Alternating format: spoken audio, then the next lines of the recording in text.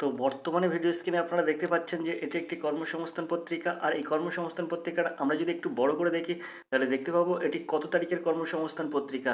তো আপনারা অবশ্যই সবাই জানেন যে প্রতি সপ্তাহে কর্মসংস্থান একটি পত্রিকা বার হয়। তো কর্মসংস্থান এই যে সাপ্তাহিক পত্রিকায় কিন্তু আমরা বিশেষ করে চাকরির খবরাখবর পাই। তো এ সপ্তাহে কর্মসংস্থান পত্রিকায় একটি চাকরির খবর খুবই গুরুত্বপূর্ণ, সেটা হচ্ছে দেখুন পঞ্চায়েতের ৬,৬৫২ পিয়ন এবং পঞ্চায়েত কর্মী নিচ্ছে। আর কিন্তু আপনাদের এখানে কলকাতা পুলিশে ৩,৭৩৪ কনস্টেবল নিচ্ছে। এছাড়াও কিন্তু রাজ্য পুলিশের কনস্টেবল পরীক্ষা উম, এবারে একটা হবে এবং শীঘ্রই কিন্তু ১২,০০০ কনস্টেবল বিজ্ঞপ্তি বেরোবে। তো এগুলো কিন্তু এই আহ, এই এগুলো কিন্তু এই সপ্তাহের কর্মসংস্থান পত্রিকায় কিন্তু প্রকাশ পেয়েছে। অবশ্যই এটা কিনে আপনারা দেখতে পারেন। তো আজকে আমরা এই ভিডিওতে দেখব কর্মসংস্থান থেকে একটি প্র্যাকটিস সেট, যেটি কিন্তু ফুটেজের জন্য খুবই গুরুত্বপূর্ণ। আপনারা আগামী ১৬ এবং ১৭ মার্চ যারা ফুটেজের পরীক্ষা দেবেন তাদের জন্য কর্মসংস্থান পত্রিকা থেকে একটি ফুটেজের প্র্যাকটিস সেট আমরা কমপ্লিট করব। তো এটা কিন্তু দেখতেই পাচ্ছেন যে এটি কিন্তু ৯ তারিখের কর্মসংস্থান পত্রিকা। এখানে আছে দেখুন ৯ মার্চ ২০২৪। অবশ্যই জুম করলে আপনারা দেখতেই পাচ্ছেন যে ৯ মার্চ ২০২৪ এখানে পরিষ্কার লেখা আছে। তো এটা কিন্তু ৯ মার্চ ২০২৪-এর কর্মসংস্থান পত্রিকা। আর এই কর্মসংস্থান পত্রিকা থেকে আমরা ফুটেজের একটি প্র্যাকটিস সেট কমপ্লিট করব। চলুন চলে যাই সরাসরি ফুটেজের প্র্যাকটিস সেটে। তো আমরা সরাসরি চলে এলাম ফুটেজের প্র্যাকটিস সেটে। আপনারা অবশ্যই দেখতে পাচ্ছেন এটি একটি ফুটেজের প্র্যাকটিস সেট। আর এই প্র্যাকটিস সেটটা কিন্তু এই কর্মসংস্থান পত্রিকায়, এ সপ্তাহের কর্মসংস্থান পত্রিকায় কিন্তু এই প্র্যাকটিস সেটটা দেওয়া হয়েছে। তো এটি কিন্তু খুবই গুরুত্বপূর্ণ যারা আগামী ১৬ এবং ১৭ মার্চ ফুটেজের পরীক্ষা দেবেন। অবশ্যই ভিডিও পেজে আপনারা দেখতেই পাচ্ছেন আমরা ফুটেজের যে প্র্যাকটিস সেটটা আছে সেখানে চলে এসেছি। তো আমরা এই প্র্যাকটিস সেটটা শুরু করব, তবে তার আগে এখানে যেটা লেখা থাকে আমরা প্রতিদিনের মতো এই কলমটা অর্থাৎ এই বক্সে যেটা লেখা আছে আমরা সেটা একটু দেখে নেব। তো চলুন সরাসরি দেখে নিই, একটু জুম করে বড় করে দেখি এখানে কি লেখা আছে। তো আপনি দেখুন এখানে প্রথমেই কিন্তু লেখা আছে ডব্লিউবিপিএসসি খাদ্য দপ্তরের সাব ইন্সপেক্টর এক্সাম। এখানে দেখুন ডব্লিউবিপিএসসি এক্সাম আছে। তো আমরা এখন সরাসরি কি করব, এখানে কি লেখা আছে এখান থেকে সেটা আমরা একটু পড়ে নেব। তার জন্য আমরা পেজটাকে একটু উপরের দিকে তুলব। এখানে লেখা আছে দেখুন, পশ্চিমবঙ্গ সরকারের খাদ্য সরবরাহ দপ্তর অধীন sub ordinate food and supply services দপ্তরে কাজের জন্য সাব ইন্সপেক্টর পদে ৫০৯ জন ছেলেমেয়ে নেওয়ার দরখাস্ত নেওয়া হয়েছে। প্রার্থী বাছাই করবে কিন্তু পশ্চিমবঙ্গ পাবলিক সার্ভিস কমিশনার। প্রার্থী বাছাইয়ের জন্য প্রথমে লিখিত পরীক্ষা হবে ১৬ এবং ১৭ মার্চ। ১০০ নম্বরের লিখিত পরীক্ষায় অবজেক্টিভ মাল্টিপল চয়েস টাইপের প্রশ্ন হবে এইসব বিষয়ে। দেখুন এখানে আছে জেনারেল স্টাডিজ, এতে থাকবে কিন্তু ৫০ নম্বর। অ্যারিথমেটিক থাকবে কিন্তু ৫০ নম্বর। সময় থাকবে ১.৫ ঘন্টা। প্রসঙ্গত এখানে বলে রাখি আমরা কিন্তু আমাদের এই চ্যানেলে নিয়মিত জেনারেল স্টাডিজের প্র্যাকটিস ক্লাস করাচ্ছি। এছাড়াও কিন্তু অ্যারিথমেটিক থেকে যে ধরনের অঙ্ক আসবে তার কিন্তু বিভিন্ন রকম টিপস এবং ট্রিক্স আমরা এই চ্যানেলে নিয়মিত দিয়ে যাচ্ছি, যার জন্য আপনি আগামী যে কোনো কম্পিটিটিভ পরীক্ষার জন্য খুব ভালোভাবে প্রস্তুতি নিতে পারেন। এছাড়াও কিন্তু ফুড এসআইয়ের জন্য ফুড এসআই স্পেশাল কিছু প্র্যাকটিস সেট আমরা করাচ্ছি এবং অঙ্ক করাচ্ছি, যেখান থেকে আপনারা সহজে সেসব অঙ্কগুলো বুঝতে পারবেন। এছাড়াও কিন্তু আগামী কম্পিটিটিভ পরীক্ষার জন্য এইসব প্র্যাকটিস সেট বা অঙ্কগুলি কিন্তু আপনাদের আহ, খুবই উপকারে আসবে। তো আমরা নিয়মিত জেনারেল স্টাডিজ থেকে প্রশ্ন করছি এবং অ্যারিথমেটিক থেকে ৫০ নম্বরের জন্য যে ফুডেসের পরীক্ষায় যেরকম ধরনের প্রশ্ন আসবে আমরা সেরকম প্রশ্নের সমাধান আমরা করাচ্ছি। তো আমরা দেখব পরে কী লেখা আছে। তো আপনারা আবার একটু বলে রাখি যে পরীক্ষাটা কিন্তু হবে মোট ১.৫ ঘন্টার পরীক্ষা হবে। অবশ্যই আপনারা আহ, অঙ্ক বেশি করে প্র্যাকটিস করুন, কারণ বেশি কিন্তু অঙ্ক থাকবে। এবার দেখুন এখানে আছে সফল হলে কিন্তু ২০ নম্বরের পার্সোনালিটি টেস্ট। জেনারেল স্টাডিজ বিষয়ে থাকবে দৈনন্দিন বিজ্ঞান, সাম্প্রতিক ঘটনা, ভারতীয় ইতিহাস আর ভারতীয় ভূগোল ইত্যাদি। আর অঙ্কে থাকবে কিন্তু মাধ্যমিক সিলেবাস অনুযায়ী আর মেন্টাল এবিলিটি। এই পদের লিখিত পরীক্ষায় যে ধরনের প্রশ্ন আসার সম্ভাবনা তেমনই ৫০টি প্রশ্ন নিয়ে আলোচনা করা হচ্ছে। আর সেটা করছেন রাজ্য সরকার মূল্যায়ন পর্ষদ কর্মরত নুরুল ইসলাম। তো এই যে নুরুল ইসলাম স্যারের অনেক প্র্যাকটিস সেট কিন্তু আমি করিয়েছি। আর ইনি কিন্তু নিয়মিত এই কর্মসংস্থান পত্রিকায় বিভিন্ন রকম পরীক্ষার প্র্যাকটিস সেটগুলো দিয়ে থাকে। তো এই প্র্যাকটিস সেটগুলো কিন্তু খুবই গুরুত্বপূর্ণ অন্যান্য কম্পিটিটিভ পরীক্ষায়। এখান থেকে কিন্তু আমি যে প্র্যাকটিস সেট এখান থেকে কর্মসংস্থান পত্রিকা থেকে যে প্র্যাকটিস সেটগুলো করাই যে কোনো কম্পিটিটিভ পরীক্ষার জন্য খুবই গুরুত্বপূর্ণ এবং ইতিমধ্যে হয়ে গেছে বিভিন্ন রকম কম্পিটিটিভ পরীক্ষায়, সেগুলোও কিন্তু অনেকটাই কমন পড়েছে। আর এরকম প্র্যাকটিস সেট যদি আপনি নিয়মিত প্র্যাকটিস করেন তাহলে দেখবেন আপনারা অনেক উন্নতি করতে পারবেন। সময়টা মনে রাখবেন মাত্র ১.৫ ঘন্টায় কিন্তু ১০০ নম্বরের পরীক্ষা হবে। অতএব আপনি যত প্র্যাকটিস করবেন তত কিন্তু আপনার সুবিধা হবে। যেখানে 50টি অঙ্ক থাকবে, তো অঙ্ক যদি 50টি অঙ্কে আপনি যদি 50 নম্বর পান, তাহলে কিন্তু জেনারেল স্টাডিজ থেকে 30টা প্রশ্নের সঠিক উত্তর করতে পারলেই কিন্তু আপনার চাকরি কাছাকাছি চলে আসবে। তো অতএব আপনারা টার্গেট রাখুন 90 প্লাস রাখার জন্য। তো তার জন্য চাই প্র্যাকটিস। তো চলুন আমরা কথা না বাড়িয়ে আজকে সরাসরি চলে যাব ফুডেসাইড যে প্র্যাকটিস সেটটা কর্মসংস্থান পত্রিকা দিয়েছে এ সপ্তাহে, অর্থাৎ 9 মার্চ পত্রিকায় যে ফুডেসাইড প্র্যাকটিস সেটটা কর্মসংস্থান পত্রিকা দিয়েছে সেটার আমরা সমাধান করি। তো চলুন চলে যাই মূল প্রশ্নে। তো প্রশ্নটা আমরা চলে এসেছি, দেখুন এই প্রশ্নটা আমরা যদি একটু জুম করে বড় করি তাহলে দেখতেই পাবো এখানে প্রশ্নটা কি লেখা আছে। তো আমি জুম করে একটু বড় করলাম, আপনারা অবশ্যই বুঝতে পাচ্ছেন। আজকে আমরা প্রশ্নটির সম্পূর্ণ উত্তর সমাধান করার চেষ্টা করব। তো একের দাগের প্রশ্ন যেটা লেখা আছে সেই প্রশ্নটা কি আমরা আগে দেখে নেব। তো চলুন একের দাগের প্রশ্ন কি আছে দেখি। তো এখানে একের দাগের প্রশ্ন আছে, স্টারফিশ কোন গোষ্ঠীর অন্তর্ভুক্ত? একাইনোডার্মাটা, মোলাস্কা, এনিলিডা আর নিডারিয়া। তো স্টারফিশ কোন গোষ্ঠীর অন্তর্ভুক্ত? তো এখানে একের দাগের সঠিক উত্তর হবে কিন্তু এর দাগ। স্টারফিশ কিন্তু একাইনোডার্মাটার অন্তর্গত। স্টারফিশ বলতে তারা মাছ, কিন্তু এই তারা মাছ কিন্তু এই একাইনোডার্মাটার গোষ্ঠীর অন্তর্ভুক্ত। তো আমরা চলে যাব দুয়ের দাগের এই প্রশ্নে। একটি লিফট ত্বরণ সহ নিচের দিকে নামলে লিফটের মধ্যে থাকা কোনো ব্যক্তি তার নিজের ওজনের কি ধরনের পরিবর্তন অনুভব করবে? তো এখানে অপশন আছে প্রকৃত ওজনের কম ওজন অনুভব করবে, প্রকৃত ওজনের বেশি ওজন অনুভব করবে, একই ওজন অনুভব করবে, আর ওজন শূন্য হয়ে যাবে। তো এখানে ওজন কখনো শূন্য হয় না, এর দিকটা হবে না।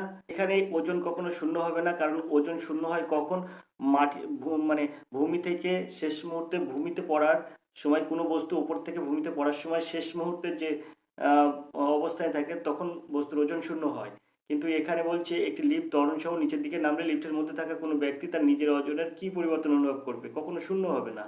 এখানে আছে প্রকৃত ওজনের কম ওজন অনুভব করবে, আর এখানে যে প্রকৃত ওজনের বেশি ওজন অনুভব করবে, এটাও হবে না, কখনো হবে না। প্রকৃত ওজনের থেকে বেশি ওজন অনুভব কখনোই করবে না। একই ওজন অনুভব করবে, কখনো এটাও করবে না। কিন্তু আপনি যখন ওপর থেকে একটু মনে করবেন, যদি আপনি মোটামুটি কিছুটা ওপর থেকে আপনি লাফ মারেন তাহলে দেখবেন যে আপনার ওপর থেকে যখন আপনি নিচে পড়ছেন তখন আপনার প্রকৃত ওজনের থেকে আপনার ওজন একটু কমে যাচ্ছে। অর্থাৎ এই এর একটা হবে প্রকৃত ওজন কম ওজন অনুভব করব। আপনার যে ওজনটা হবে সেই ওজন প্রকৃত ওজনের থেকে কম ওজন অনুভব করবেন। এর দাগ হবে সঠিক উত্তর। কিছুটা এখানে এই যে এখানে বলছে একটি লিফট ত্বরণ সহ নিচের দিকে নামলে লিফটের মধ্যে থাকা কোনো ব্যক্তি তার নিজের ওজনে কী ধরনের পরিবর্তন অনুভব করে? ঠিক যেমন আপনি নাগরদোলায় উঠবেন, নাগরদোলায় উঠলে ওপর থেকে যখন আপনি নিচের দিকে আসবেন তখন দেখবেন একটু আপনাকে হালকা মনে হবে।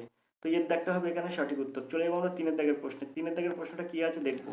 তার জন্য প্রশ্নটা আমি একটু উপরের দিকে তুলবো। আধুনিক পর্যায় সারণী, এখানে বলছে আধুনিক পর্যায় সারণীতে পর্যায় বরাবর বাম দিক থেকে ডান দিকে গেলে ইলেকট্রনের আসক্তি কী ধরনের পরিবর্তন ঘটবে? কমবে, বাড়বে, অপরিবর্তিত থাকবে? প্রথমে বাড়বে তারপরে কমবে। এখানে সবসময় মনে রাখবেন এই আধুনিক পর্যায় সারণীতে পর্যায় বরাবর বাম দিক থেকে ডান দিকে গেলে ইলেকট্রনের আসক্তি সবসময় বাড়ে, আর বিপরীতটা হলেই সবসময় কমবে। তো বিদ্যা হবে এখানে সঠিক উত্তর। ইলেকট্রনের আসক্তি কী ধরনের পরিবর্তন হবে? সবসময় বাড়বে। আমরা চলে যাব 4 দাগের প্রশ্নে। লোকপালের লোগোতে যে কমলা রঙের বইটি দেখা যায় তার তাৎপর্য কী? জনগণ, বিচার, সতর্কতা, আইন। তো এখানে 4 দাগের সঠিক উত্তর কী হবে? তো এর সঠিক উত্তর হবে কিন্তু বিচার, অর্থাৎ বিদ্যা হবে এর সঠিক উত্তর। কমলা রঙের যে বইটা আছে তার তাৎপর্য হচ্ছে বিচার, বিদ্যা হবে সঠিক উত্তর। চলে যাবো 5 দাগের প্রশ্নে। পটাশিয়াম ক্রোমাইড, এটা কি কিন্তু বলা হয় পটাশিয়াম ক্রোমাইড K2Cr2O7। এখানে ক্রোমিয়াম এর জারক সংখ্যা কত? Cr এর জারক সংখ্যা কত? তো এখানে 5 দাগের সঠিক উত্তর কী হবে? তো এর জারক সংখ্যা কিভাবে বার করতে হয় সেটা আপনাদের শেখাই দিচ্ছি, আপনারা দেখুন কিভাবে এর জারক সংখ্যা বার করতে হয়। তো এই যে 3টি মৌল আছে এই মৌল 3টির জারণ স্থিতি সংখ্যা আপনাকে জানতে হবে, তাহলে আপনি জারক সংখ্যা বার করতে পারবেন। তো এখানে পটাশিয়ামের জারণ স্থিতি হচ্ছে +1, আর এই অক্সিজেনের প্লাস স্থিতি, অক্সিজেন জারণ স্থিতি হচ্ছে -2। তো আমাদের যেহেতু এখানে বলেছে কি, এখানে বলেছে Cr এর জারক সংখ্যা কত এটা বার করতে বলেছে, তাই আমরা এই Cr এর জারক সংখ্যাটা বার করব। তো আমরা যদি এটাকে ক্যালকুলেশন করি তাহলে এটা গুণ করলে 2 1 2 হচ্ছে, কি 2 হচ্ছে? +2 হচ্ছে। তো আমরা এর সোজাসুজি লিখতে পারি +2। তারপরে এখানে 7 × 14 তো -14 হচ্ছে। তো এখানে আমরা এই -14টা ব্যালেন্স করার জন্য কত করতে পারি? এখানে হচ্ছে কিন্তু +2 আর এখানে হচ্ছে -14। তো এখানে ক্রোমিয়াম এটাকে ব্যালেন্স করার জন্য আমরা এখানে কি করতে পারি? তো আমরা এটাকে ব্যালেন্স করার জন্য করতে পারি এই জায়গাটায় +6। যখন এই ক্রোমিয়ামের জারণ স্থিতি +6 দেবো, তাহলে দেখুন এখানে 6 দিনও 12 হয়ে যাবে। তো +12, তো +12 আর +2 +14 হয় আর -14, দেখুন এটা মানে ইকুয়াল হয়ে যাচ্ছে। তাহলে এখানে আমার কত হবে? তো এখানে আমার কিন্তু এখানে বলছে যে সিআর এর জারক সংখ্যা কত? তো সিআর এর জারক সংখ্যা হয়ে যাবে কিন্তু 6, অর্থাৎ এর দাগ হবে এর সঠিক উত্তর। আশা করি বুঝতে পেরেছেন। এই প্রশ্নটাই কিন্তু এই যে জারণ স্থিতির সংখ্যা, বিভিন্ন মৌলের বিভিন্ন রকম জারণ স্থিতির সংখ্যা হয়। তো সেটা যদি আপনারা একটা লিস্ট অর্থাৎ পিডিএফ আকারে পেতে চান, তাহলে মোটামুটি আপনাদের 30 থেকে 35 বা 40-45টা মৌলের যদি আপনারা মোটামুটি এই জারণ স্থিতির সংখ্যা মুখস্থ করে রাখতে পারেন, তাহলে কিন্তু আপনাদের এই জারক সংখ্যা বার করার নিয়ম সোজা হয়ে যাবে। তো যদি আপনারা সেই মৌলের জারণ স্থিতির সংখ্যা একটা পিডিএফ আকারে পেতে চান, তাহলে আমার কাছে আছে, আপনারা কমেন্ট করবেন, অবশ্যই আমি ডেসক্রিপশন বক্সে দিয়ে দেবো। তো আমরা চলে যাব 6 দাগের এই প্রশ্নে। বায়ুমণ্ডলে কোন গ্রিনহাউস গ্যাসের পরিমাণ সবথেকে বেশি? কার্বন ডাইঅক্সাইড, তারপরে ওজোন, সিএফসি, জলীয় বাষ্প। তো এখানে 6 দাগের সঠিক উত্তর কী হবে? তো এই প্রশ্নটার সঠিক উত্তর কী হবে, এটা কিন্তু আমরা আগেও আপনাদের একটি প্র্যাকটিস সেটে, অনেকটা প্র্যাকটিস সেট মানে একাধিক প্র্যাকটিস সেটে আপনাদের সঙ্গে এই বিষয়টা নিয়ে আলোচনা করেছি। তো এখানে 6 দাগের সঠিক উত্তর হবে কিন্তু এই যে জলীয় বাষ্প আছে, জলীয় বাষ্পে কিন্তু গ্রিনহাউস গ্যাসের পরিমাণ সবচেয়ে বেশি থাকে, জলীয় বাষ্প। চলে যাবো 7 দাগের প্রশ্নে। দেখুন এ আর 40-18, তো এখানে এই যে 40 এটা থাকে কিন্তু ভর সংখ্যা আর এটা থাকে কিন্তু প্রোটন সংখ্যা। এখানে দেখুন কে আর 40-19, এখানে দেখুন ভর সংখ্যা 40, প্রোটন সংখ্যা 19। সি এ 40-20, এরা পরস্পরের কি? Isobar, isotone, isotope, isodiaphere. তো এখানে দেখুন, এখানে যেহেতু এদের প্রোটন সংখ্যাটা আলাদা আলাদা করে আছে কিন্তু ভর সংখ্যা একই কিন্তু প্রোটন সংখ্যা আলাদা, তাই এদেরকে আমরা কি বলবো? এদেরকে বলবো কিন্তু আইসোবার। অর্থাৎ যেসব মৌলের ভর সংখ্যা এক কিন্তু প্রোটন সংখ্যা আলাদা আলাদা, তাদেরকে কিন্তু বলবো আইসোবার। আশা করি বুঝতে পেরেছেন। 7 দাগ হবে এর সঠিক উত্তর। চলে যাব আমরা 8 দাগের প্রশ্নে। তো 8 দাগের প্রশ্নটা দেখবো, তার আগে প্রশ্নটা একটু উপরের দিকে তুলবো। তো দেখুন এখানে কত সুন্দর একটা প্রশ্ন আছে। 8 দাগের প্রশ্ন, ভারতের সহযোগিতায় তৈরি বুজি সেতু সম্প্রতি কোন দেশে চালু হয়েছে? Nepal, Bangladesh, Mozambique, Senegal. এটা কিন্তু কারেন্ট অ্যাফেয়ার্স থেকে একটি গুরুত্বপূর্ণ প্রশ্ন। তো এই বুজি সেতুটা কোন দেশে চালু হয়েছে? এটা সম্প্রতি চালু হয়েছে, এটা কিন্তু নেপাল, বাংলাদেশ, মোজাম্বিক এবং সেনেগাল। তো এখানে 8 দাগের সঠিক উত্তর হবে কিন্তু মোজাম্বিকে, অর্থাৎ সিদ্ধাক হবে সঠিক উত্তর মোজাম্বিক। আমরা চলে যাব 9 দাগের প্রশ্নে। সম্প্রতি খবরের শিরোনামে আসা বোমমিত্র রোবট কোন মহাকাশ মিশনের সঙ্গে যুক্ত? চন্দ্রযান-2, আদিত্য, এলন, গগনযান আর চন্দ্রযান-3। কারেন্ট অ্যাফেয়ার্স থেকে এই প্রশ্নগুলো কিন্তু খুবই গুরুত্বপূর্ণ, যারা ফুড এসআই পরীক্ষা দেবেন তাদের জন্য। এছাড়াও কিন্তু বিভিন্ন কম্পিটিটিভ পরীক্ষার জন্য কারেন্ট অ্যাফেয়ার্স থেকে কিন্তু প্রশ্ন আসবে। তো এখানে আমরা 9 দাগের সঠিক উত্তর কি পাবো? এখানে এর সঠিক উত্তর হবে কিন্তু গগনযান, অর্থাৎ সিদ্ধাক হবে সঠিক উত্তর। দেখুন এখানে বোমমিত্র, এই যে একটা রোবট, বোমমিত্র নামের রোবটটি কিন্তু এই গগনযানে আছে, গগনযানের সঙ্গে যুক্ত। তো আমরা চলে যাব 10 দাগের প্রশ্নে। কায়াসানুর ফরেস্ট ডিজিজ সম্প্রতি কোন রাজ্যে দেখা গিয়েছে? বিহার, গুজরাট, নাগাল্যান্ড, কর্ণাটক। তো এখানে 10 দাগের সঠিক উত্তর হয়ে যাবে কিন্তু এখানে যে অপশনগুলো আছে, তো এখানে কর্ণাটক হয়ে যাবে সঠিক উত্তর ডি। 11 দাগের প্রশ্ন আছে, সম্প্রতি হুতি বিদ্রোহী গোষ্ঠী কোথায় অশান্তি সৃষ্টি করছে? লোহিত সাগরে, ভূমধ্যসাগর, পিতসাগর আর ক্যারিবিয়ান সাগরে। তো এখানে 11 দাগের সঠিক উত্তর কি হবে? তো এর 11 দাগের সঠিক উত্তর হবে কিন্তু এর দাগ, লোহিত সাগরে। আমরা চলে যাব 12 দাগের প্রশ্নে। সম্প্রতি বায়োডাইভার্সিটি হেরিটেজ সাইট হিসেবে ঘোষিত গুপ্তেশ্বর জঙ্গল কোন রাজ্যে অবস্থিত? সুন্দর একটি প্রশ্ন, এটা কিন্তু খুব সুন্দর এবং ভেরি ভেরি ইম্পর্টেন্ট একটা প্রশ্ন। এই গুপ্তেশ্বর জঙ্গল এটা কিন্তু অবস্থিত গুজরাটে, উড়িষ্যায়, ঝাড়খণ্ড আর মধ্যপ্রদেশ। তো এর মধ্যে কোনটি আপনার সঠিক উত্তর হবে?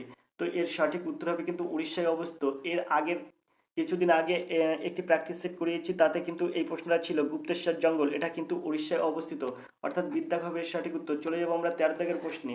তার জন্য প্রশ্নটা আমরা একটু উপরের দিকে তুললাম। এখন 13 দাগের যে প্রশ্নটা আছে সেই প্রশ্নটা আমরা এখন দেখবো। তো 13 দাগের প্রশ্ন আছে, দেখুন, সুহেলি ও মিনিকয় এর মধ্যে কত ডিগ্রি চ্যানেল রয়েছে? 8 ডিগ্রি, 9 ডিগ্রি, 10 ডিগ্রি এবং 6 ডিগ্রি। তো এখানে 13 দাগের সঠিক উত্তর কী হবে? তো এর সঠিক উত্তর হবে কিন্তু 9 ডিগ্রি, অর্থাৎ বি অপশান এর সঠিক উত্তর। আমরা চলে যাবো 14 দাগের প্রশ্নে। 2011 সালের জনগণনা অনুযায়ী পশ্চিমবঙ্গের লিঙ্গানুপাত কত? 950, 952, 980, 942। তো এখানে 14 দাগের সঠিক উত্তর কী হবে? তো এর সঠিক উত্তর হবে কিন্তু 950, এর দাগ হবে এর সঠিক উত্তর। আমরা চলে যাবো 15 দাগের এই প্রশ্নটিতে। সিয়াচেন হিমবাহ কোন রেঞ্জে অবস্থিত? কারাকোরাম, লাদাখ, জোকাস, জাসকার আর পীর পাঞ্জাল। তো এখানে 15 দাগের সঠিক উত্তর কি হবে? তো 15 দাগের সঠিক উত্তর হবে কিন্তু এখানে কারাকোরাম, অর্থাৎ এর দাগ হবে সঠিক উত্তর। চলে যাবো 16 দাগের এই প্রশ্নে। দেখবো আমরা 16 দাগের এই প্রশ্নটি, সেনকোট্টাই পাস কোন পর্বতে অবস্থিত? তো এখানে এর অপশন আছে নীলগিরি, বিন্দাগিরি, আর আছে কার্ডামম আর সাহিদ্রি। তো এটার সঠিক উত্তর হয়ে যাবে কিন্তু কার্ডামম পর্বতে অবস্থিত, কার্ডামম পর্বতে অবস্থিত, অর্থাৎ সিদ্ধাক এর সঠিক উত্তর। কার্ডামম পর্বতে অবস্থিত। 17 দাগের প্রশ্ন দেখবো, নিচের কোনটি ব্রহ্মপুত্রের বাম দিকের উপনদী নয়? কোনটি ব্রহ্মপুত্রের বাম দিকের উপনদী নয়? তো এখানে 17 দাগের সঠিক উত্তর কি হবে? তো এখানে 17 দাগের সঠিক উত্তর দেখুন, এখানে ডিবং, লোহিত আর কপিলি, লোহিত আর ডিবং, এগুলো কিন্তু সবই ব্রহ্মপুত্রের বাম দিকের উপনদী। ব্রহ্মপুত্রের বাম দিকের উপনদীগুলি আছে ডিবং, লোহিত, কপিলি। ব্রহ্মপুত্রের বাম দিকের উপনদীগুলো আছে কিন্তু ডিবং, লোহিত আর কপিলি।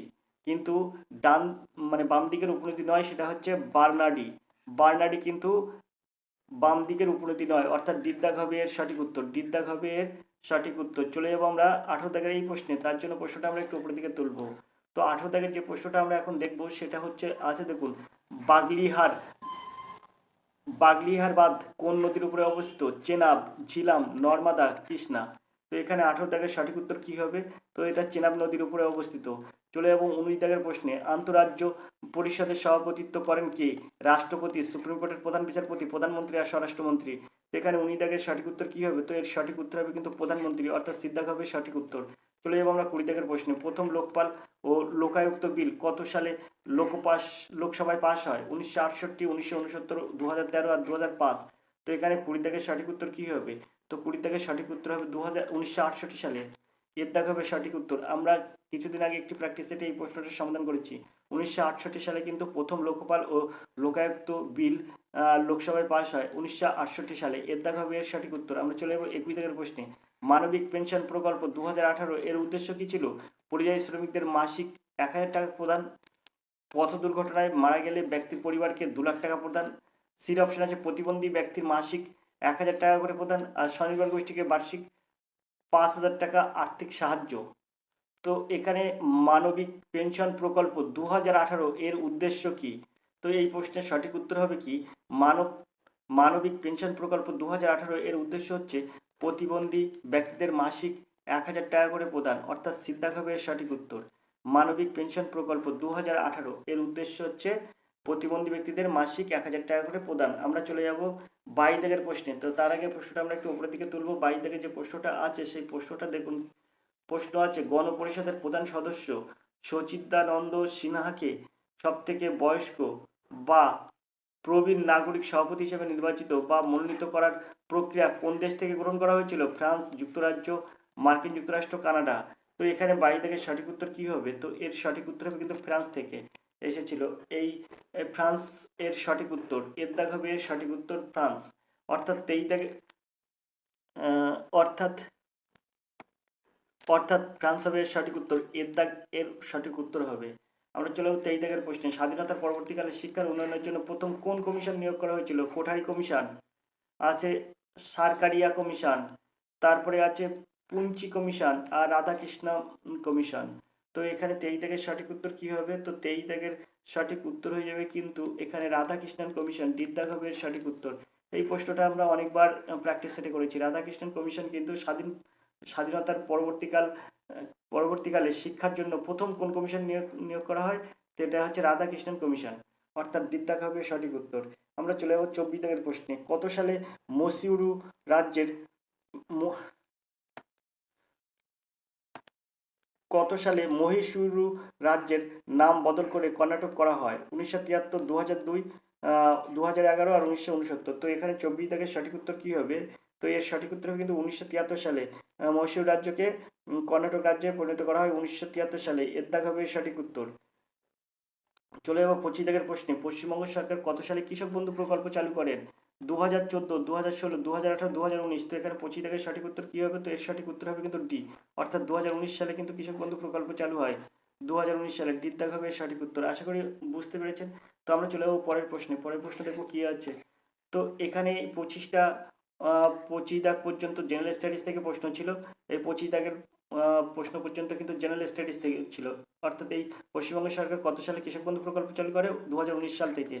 কিন্তু এখানে এই 25টা ছিল জেনারেল স্টাডিজ প্রশ্ন। এবার আমরা দেখব এই 26 দাগের থেকে অঙ্কের প্রশ্ন।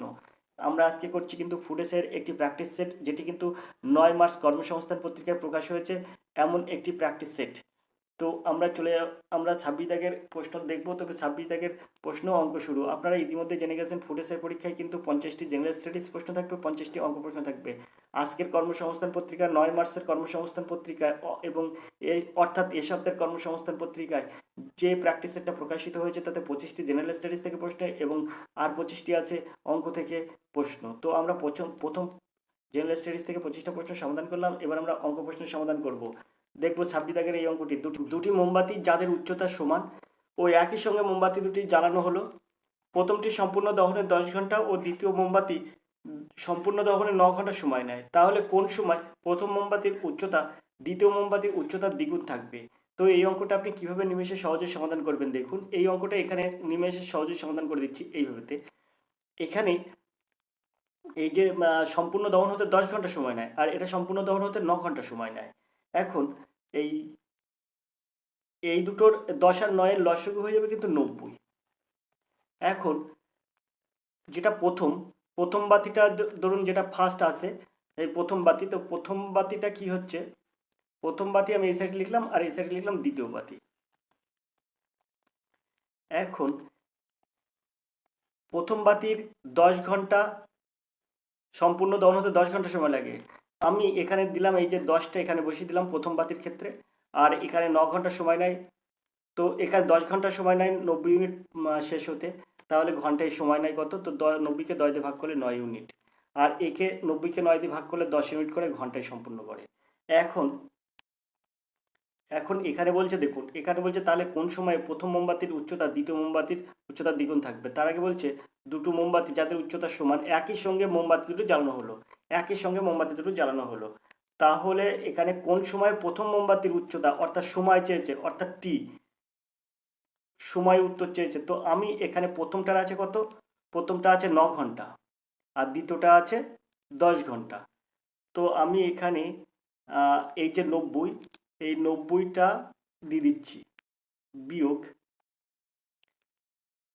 প্রতি ঘন্টায় 9 ইউনিট কাজ মানে কি বলে 9 ইউনিট দহন হয়, প্রতি ঘন্টায় 9 ইউনিট করে সম্পন্ন হয়। তাহলে টি ঘন্টায় কত ইউনিট সম্পূর্ণ হবে? তো 9টি। তো এখানে 9টি দেব বাই এখানে প্রতি ঘন্টায় 10 ইউনিট করে কাজ মানে সম্পন্ন হয়। তো 10 ঘন্টায় কত ইউনিট সম্পূর্ণ হবে? তো টি ঘন্টায় কত ইউনিট সম্পূর্ণ হবে? তো 90 বিয়োগ 10টি। এখানে যে সময় উত্তর চেয়েছে সময়টাকে আমরা টি ধরেছি। এইটা সমান সমান কত? এখানে বলছে যে কোন সময় প্রথম মোমবাতির উচ্চতা দ্বিতীয় মোমবাতির উচ্চতার দ্বিগুণ হবে, অর্থাৎ 2/1 হবে। তো এবার আমরা এটাকে যদি ক্যালকুলেশন করি তাহলে উত্তরটা সহজে আমরা বার করতে পারবো। তো এখানে আমরা যদি ক্যালকুলেশন করি 90 দিনে 180 হয়ে যাবে, মাইনাস 10 দিনে 20টি হয়ে যাবে, সমান সমান এখানে 90 1 90 হবে, 90 1 90, আর এখানে 90 1 90। তো আমরা যদি এপাশে করি তা 90টা এই সাইডে যাবে। তো এখানে আছে মাইনাস 20টি, মাইনাস 90 এই সাইডে গেলে হচ্ছে +9টি হয়ে যাবে, সমান সমান এই যে 90 আছে 90টা দিয়ে দেবো, আর এই যে 180 আছে তো ওই সাইডে গেলে -180 হয়, এদিকে +180 আছে তাই ওই সাইডে গেলে -180 হয়। তো এখান থেকে যদি আমরা বিয়োগ করি তাহলে এখানে হয়ে যাবে 11টি। আর এখানে হয়ে যাবে 180 থেকে 90 বিয়োগ করলে -90। তো এই মাইনাসটি কেটে যাবে। তো টি সমান সমান তাহলে কি হবে?